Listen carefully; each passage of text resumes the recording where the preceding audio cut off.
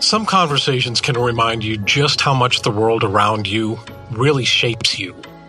The light in a room, the hum of a sound, and the textures that ground you or lift you. These quiet, subtle sensory cues influence greatly how we feel, learn, heal, and connect long before we consciously register them. This powerful awareness of how environments influence experience, down to the neurological level, is exactly what gets our next guest, Ms. Susan Magsamen, excited. Susan is the founder of the International Arts and Mind Lab at Johns Hopkins. She's also the co-author of Your Brain on Art, and one of the foremost voices in the science of enriched environments, better known as the field of neuroaesthetics. In this episode, Susan takes us on her journey through her storied career in and around this incredibly fascinating field, and why, in her words, the future is feeling. Why interdisciplinary collaboration matters, and how designers, clinicians, researchers, and makers all hold pieces of the same human puzzle. It's a grounding, expansive conversation, and honestly one of the most illuminating ones I've had yet. So let's get into it.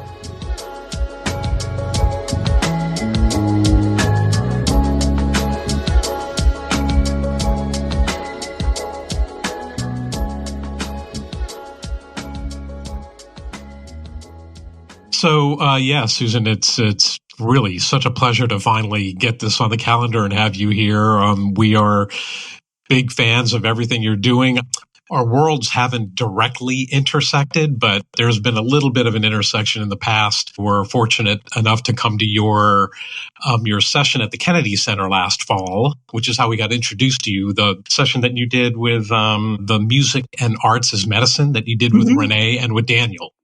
Yeah. So we're very, very happy to have you here. Yep. And then one other little interesting tidbit about kind of intersection, the Intentional Spaces Initiative from 2023, which I'm very excited to get to. Miller Knoll, who we are, part of the Miller Knoll family, was a sponsor at that event. Yeah, they're great. And we're continuing to do quite a bit of work with them moving forward. So, and we also do a lot of work with Muto. Okay, yep. I think I saw a clip of one of the designers from Muto that was on a piece that you did before when I was doing some of the research. Yeah, they're just such a great group to work with, and we've just really enjoyed. And I think they have a long view, right? As you do. I think it's thinking about the future and how to really understand that. And to me, the future is feeling, right? The future is really about how do we change emotions and spaces? How do we optimize for human potential? How do we become more human? And I think bring up our true nature. And space does that, but I think the things in spaces are so critical to that. And we talk a lot about enriched environments, but they matter. They matter at such a sensorial and cellular level. Well, we are wholeheartedly in agreement with that. You're not going to have to convince me about any of the great work you're doing, how all that matters, because you've got not just myself, but all of us that are part of this podcast. We're firm believers. And that is a question I'm going to ask you later on. But to step back really for our audience that's listening to this and for ourselves, you seem like a local. You've been here in Baltimore, D.C., sort of a native, I guess, Shepherd University, then ended up going to Towson, I think, and then ended up at Johns Hopkins. A little bit about what launched this interest. It's a really interesting question. I like the way you're entering it. So neither one of my parents went to college. I was the first graduate, college undergraduate student in my home. Ultimately, 4 of my 5 sisters got degrees and advanced degrees. My grandmother thought that the only reason to go to school was to find a husband. So I came from a family of workers and doers. And so I have an incredible work ethic. And I think in some ways, why my story and the work I do resonates is it's not highfalutin. It's not theoretical in the sense that, it's Ivy Tower. It's the work that I do, I believe, comes from human nature, comes from how do you ground yourself? How do you use curiosity? How do you create spaces where you feel most alive and most present? And I think everybody deserves that. I think everybody wants that. We all face illness. We all face struggles. We all face issues. And how do you create the best life you can create? And that, in some ways, I think was the fodder. I also come from a family of makers. And so I think I was born into an aesthetic life. And you can talk about cultural, indigenous experiences. I feel like I always say my family was suburban crazy, but there was a beat to the drum of being content, feeling safe, sun on your face, smell of grass, all of these things that I think are now what we call aesthetics and the arts. And I think curiosity was always a driver for me. And so while I stayed in Baltimore, when I was 22, I bought an old mill that was falling apart. And I said to my mother, I'm going to buy that. And she's like, you're crazy. And I said, I know. And so I came and I bought it, and it was $30,000. And I still live in the same place. I built a house. It's on a river. I have a pond. And so it's a sanctuary. It's really a sacred space that is my place to come and renew and restore.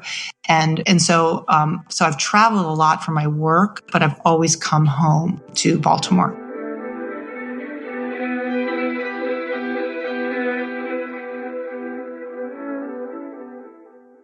You said something interesting about, coming from a family of makers.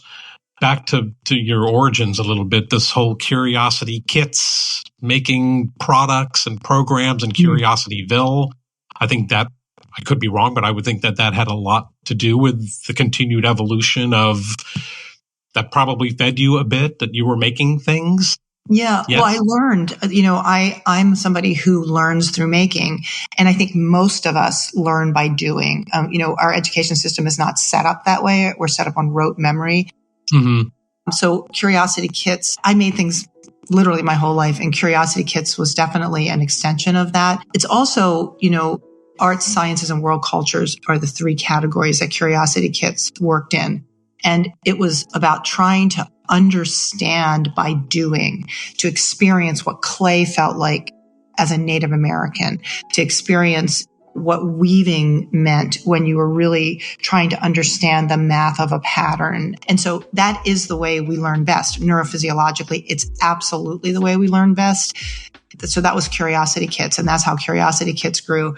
And when I sold Curiosity Kits, I was asked by Hopkins to help them think about arts and learning at the School of Education. And then Curiosityville was really an attempt to look at the way that we could use technology and self-paced learning, and through storytelling and characters. And so I sold Curiosityville in 2014. It was around that time I said, I think we're really ready to make this a thing. And I give Hopkins leadership a tremendous amount of credit in saying, we want to innovate here, but it has to be rigorous. It has to be, something that Johns Hopkins would put its name on. And we created something called the impact thinking model. Okay. Right. Yep. Which really was an attempt to put a stake in the ground to say, this is not like basic science. This is not like theories of change in schools of education. This is a different model. And, that was something that made a big difference in how we think about interdisciplinary work and what does that really mean. So with the impact thinking model, or the impact thinking program, or whatever you want to kind of brand that, what is that?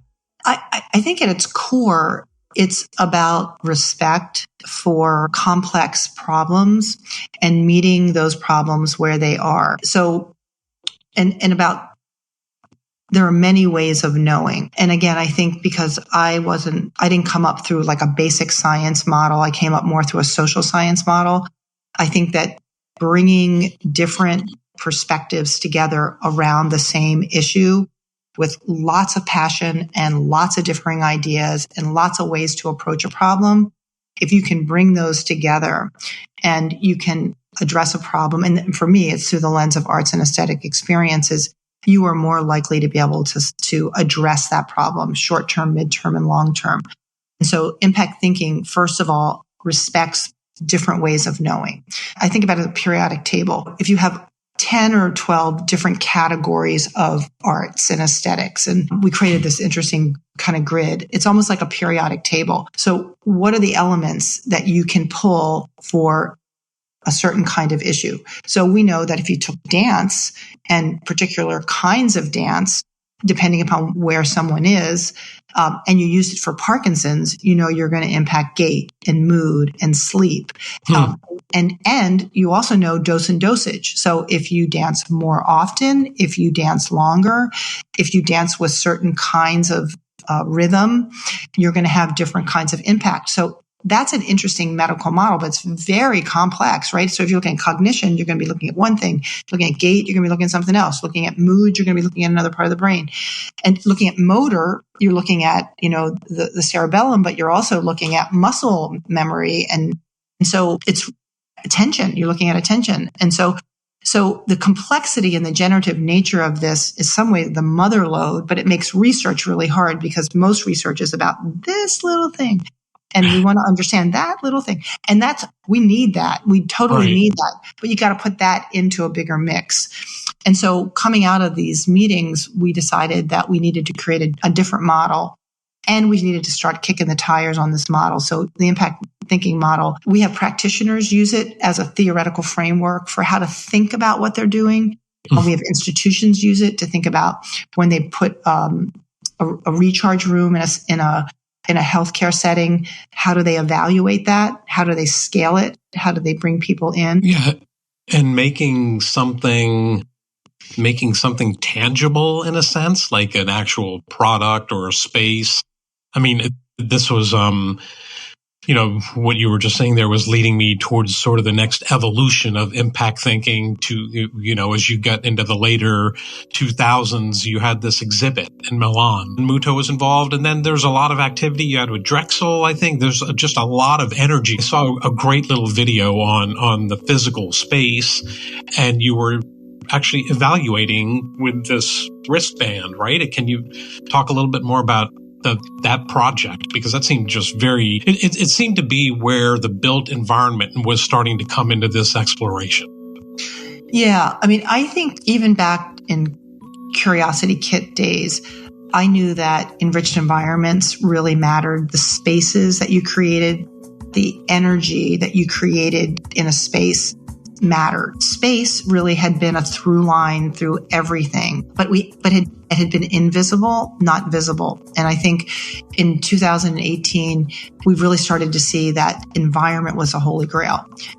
It's like being in the water, right? Space is totally being in the water. And when you're in the water, you don't always know you're in the water. And so I think it just popped for us that space really was something that hadn't been discussed in this way. And so Space for Being set up 3 different rooms that we looked at the literature and knew that we could create a cozy room, which was the first one, a kind of energizing room, which used LED lights and bright lights and citric scents, and then one that was more of a transformational room that looked at high ceilings and it was lit and it had kind of a charcoaly scent. So it almost was like you're going to church. And think about that as an environment where people came to feel safe and transcended. And we asked people to just play around in each room, wear this wristband, which took variable heart rate, respiration, and pulse, and I think body temperature.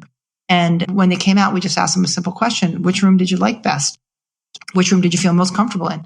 And 58% of the people got it wrong.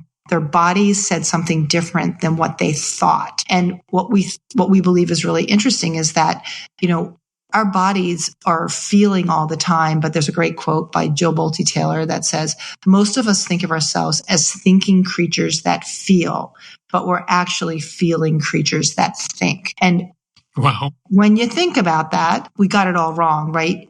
somebody says, I'm making this up now, robin's egg blue is the color of the year, or, and so everybody paints their rooms robin egg blue, but maybe that's not the color for you, right? Maybe that's not the color that's going to make you feel happy or relaxed or whatever. And so the call really was to say, your neurophysiology is uniquely yours. And when you start to really feel space, and it was interesting too, each of those rooms that I mentioned, you might think it's a busy event. Everybody's going to want to be in that womb-like cave space that's like kind of safe and quiet. That wasn't true. Only a third of people wanted that room, and it really went a third, and a third. What I also think is that we all perceive ease differently. And I think we kind of homogenize what we think we all need. So context matters, history matters, life experience matters. And all of that came into a space for being. And it was really a profound exhibit. We're really working, because technology is moving so rapidly, how we can develop research that's non-invasive and that's almost ambient to be able to understand how people move through space and how you can create space for different purposes and for different outcomes that aren't just about utility and fast design, but how you can really create spaces that help you achieve what it is that is important to you, regardless of what space that is.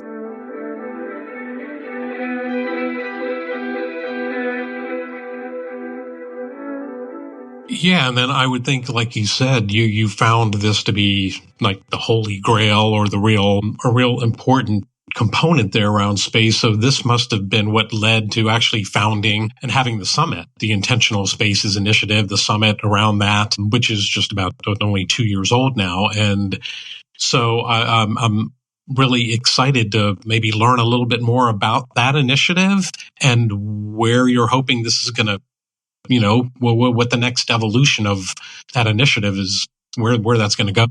Yeah, thank you for asking that, because that's super important.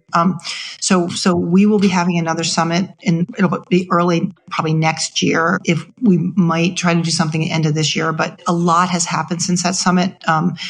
We thought it was time to convene developers, builders, architects, researchers, interior folks, policymakers, municipalities. But we were nervous because, unlike some of the other summits with the NeuroArts blueprint that we brought together, there hadn't been as explicit a competitive edge piece to it, right? Like at the end of the day, there's competition in this space, right? Sure. And so we actually asked people to come into a liminal space where we left those practicalities outside, and we really tried to understand, was there a future for this work in spaces that could transcend into a new way of really expressing and articulating space?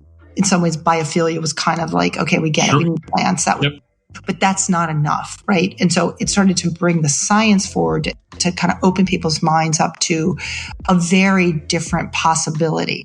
We now are about ready to release a roadmap that is what the next 5 years need to look like to build this field of intentional spaces and neuroaesthetics through design.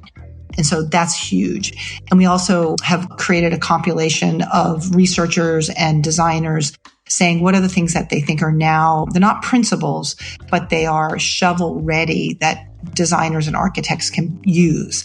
And then we want to have a really large gathering again, either end of this year or beginning of next year, that introduces this roadmap that has working groups to say, how do we now? It's a really exciting time to really think about all the different sectors, whether it's healthcare, hospitality, wellness, education, in a way that brings the science forward. And there's still a lot more science that needs to be done. Are you getting an opportunity to speak with, when you think about policy and really influencing change and really seeing, where the rubber meets the road, seeing some things really happen? Are you getting a chance to speak with organizations like AIA and IIDA? And, I'm starting to think of this as being another... They're not just speaking with them. They're builders of the road. Right. They're helping to build the roadmap. Yeah, I just think from a very very humane level, it starts to sound like there's an opportunity for it to be another sort of certification for a built facility. I'm sure you're familiar with LEED and WELL and all these other programs that are focused more around the performance and energy of the building, of the built environment.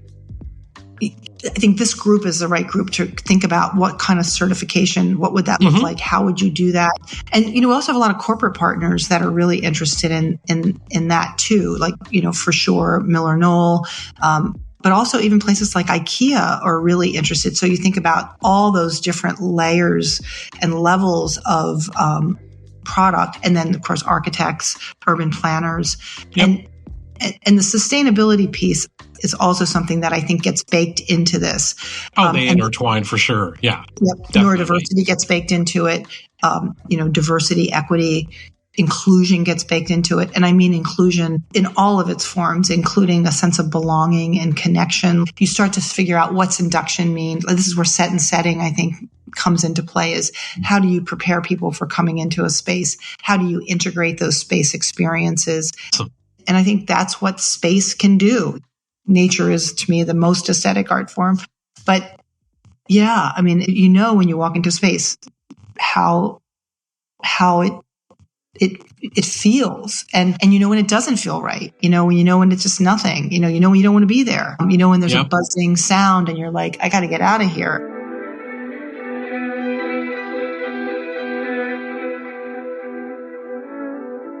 We're living in a post-COVID world where there's still residual impact. There's a lot of immersive design and digital design that's happening in all kinds of spaces: retail, corporate, wellness, healthcare. How do you see this digital explosion of digital content and digital design and digital interactive kind of immersive experiences? What's your take on where things are headed that way? So, I think that the genie's out of the bottle. Right. And in terms of technology. And I think it's our job as humans to really be the ones that make decisions about how technology influences us. We have senses, not sensors. And so we are fundamentally human, and machines are never going to be human, right? They can be really smart, and they can be, I think, collateral to what we need. But I think that we need to think about technology in service of humanity. And I'll give you an example. A couple of years ago, we were working on a potential project for sleep disorders, for designing a room for children that weren't waking up from comas. And the premise, we used impact thinking, the premise was, if we personalize the experience, so the smell, the texture, the sound, the light, based on what a parent, so my child loves cotton candy. They love, these really, great, comfy blankets. So this idea of being able to program a smart room to help a child wake up better and faster, is a really interesting idea. Or I do think that there's a real opportunity to use AI to personalize something, and pretty rapidly. So I've been in a place called Chromosonics that uses color and light, but you see light and you hear color, and it's like a 20 to 30 minute immersive experience where it literally sort of enables you to stop thinking and to just let this experience quiet down your nervous system. And now they're doing some really great Where is this? It's in Venice, California, and they're looking at bringing it into schools, into healthcare settings, into libraries. I mean, the space can hold like 8 people, but it's amazing. And I think those are the kinds of things that are really interesting. There's another group that's using light and sound. It's called the Dream Machine. It's using, in this case, the occipital lobe and auditory systems to really help you sort of create a greater sense of kind of limbic regulation. And it's amazing.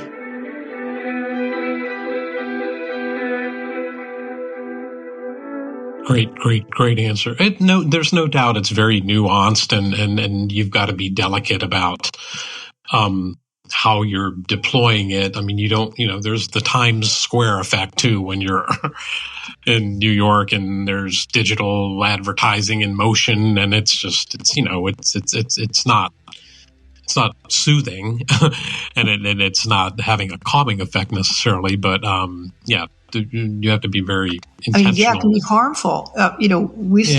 We've seen absolutely. And if you are, depending upon your sensitivities, I don't think one size fits all. I mean, no, I would agree with that. I'd say, like, in my role here at Bialik as, the Director of Technology Innovation, and we're now doing a lot of audiovisual deployments with the spaces that we're furnishing. I think the visual technology is there. What I'm excited about a little bit is around auditory and maybe even olfactory, and smell, and how are those technologies going to grow and evolve and impact the spaces that we're occupying? There's a great program building that was just built at University UVA in Charlottesville. Mm-hmm. And it's a contemplative space that's so it's not the health center. It's a wellness and contemplative center. And so you come in and there's a big virtual experience that is like constantly changing. It's really spectacular. And then they actually have a sound room where you can lay on the ground and something like 28 speakers, and the room has a different light experience.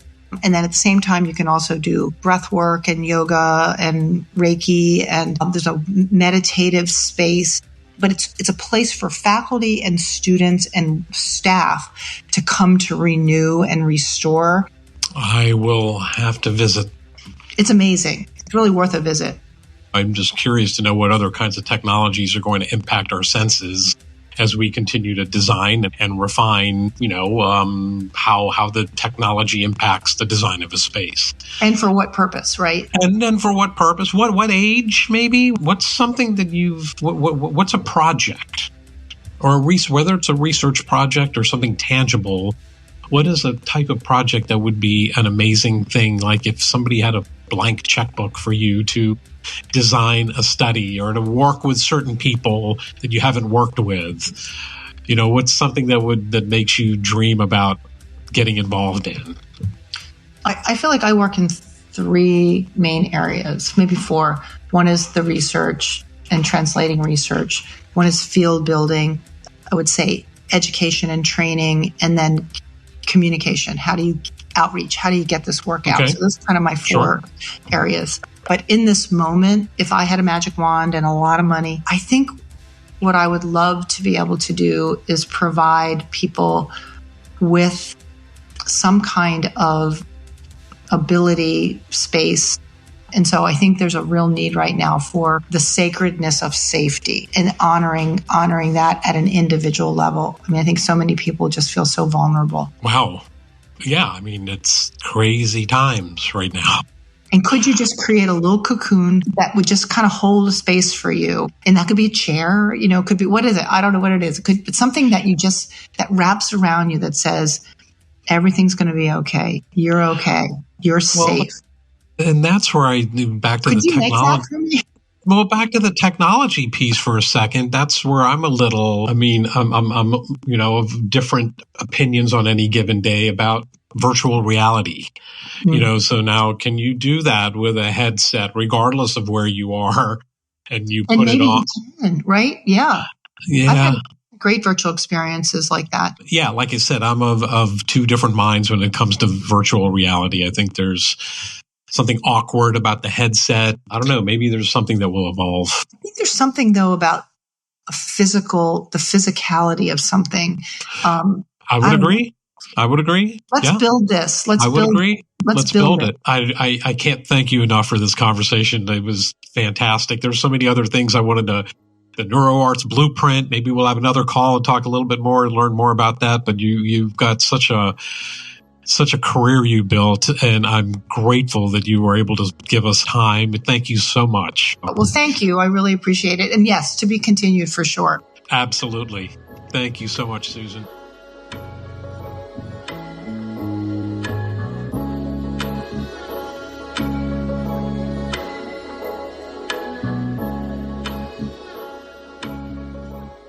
Boy, this conversation with Susan was a real gift.